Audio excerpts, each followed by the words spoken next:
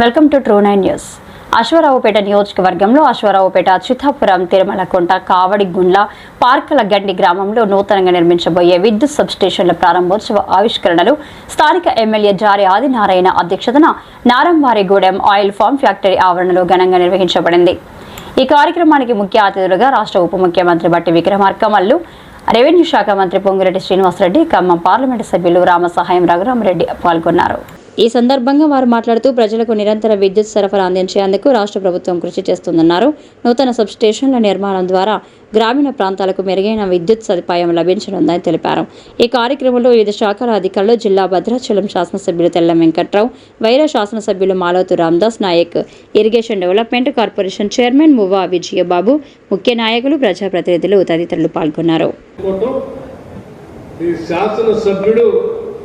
ఈ పైన ఉన్నటువంటి ప్రేమ, దీనికోసం ఆయన పడేటువంటి తపన వీటి ద్వారా స్పష్టంగా అర్థమవుతా ఉంది. అందుకే అశ్వారావుపేట శాసనసభ నియోజకవర్గ ప్రజలందరి తరఫున ఈ ప్రభుత్వం నుంచి ఈ శాసనసభ్యుడిని నేను మనస్ఫూర్తిగా అభినందిస్తా ఉన్నాను. ప్రజల కోసం, ప్రజల అవసరాలకు పనిచేసేటువంటి నాయకులే నిజమైనటువంటి ప్రతినిధులు, నాయకులు కూడా.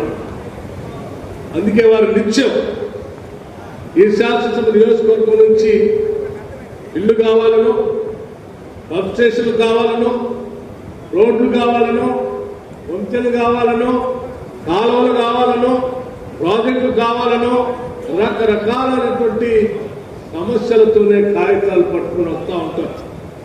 ముఖ్యమంత్రి రేవంత్ రెడ్డి గారిని కలిసినా, లేకపోతే రెవెన్యూ మంత్రి పొంగిరెడ్డి శ్రీనివాసరెడ్డి గారిని కలిసినా, నన్ను కలిసినా, ఏ మంత్రిని కలిసినా కాగితాలు ఈ నియోజకవర్గ అవసరాల కోసం దరఖాస్తులు రాసుకొని వాటిని శాంక్షన్ చేపించుకునేంత వరకు కూడా వదిలిపెట్టకుండా పనిచేసేటువంటి ఒక శాసనసభ్యుడి నియోజకవర్గానికి దొరకటం నిజంగా అశ్వారావుపేట శాసనసభ నియోజకవర్గం అదృష్టంగా నేను భావిస్తా ఉన్నాను.